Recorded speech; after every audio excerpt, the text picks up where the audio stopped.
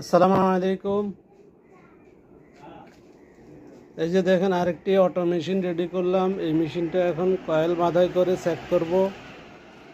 Check করে এই মেশিনটা ডেলিভারি করব মোহাম্মদ জাহিদ হাসান, রংপুর। আমরা দেখি কয়েল বাঁধাই করি।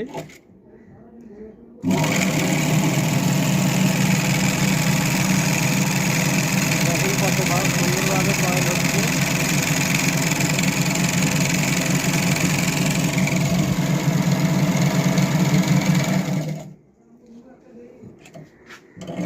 তিনশো ফ্যাঁস দিয়েছি। 300 ফ্যাঁস হওয়ার পরে অটো বন্ধ হয়ে গেছে।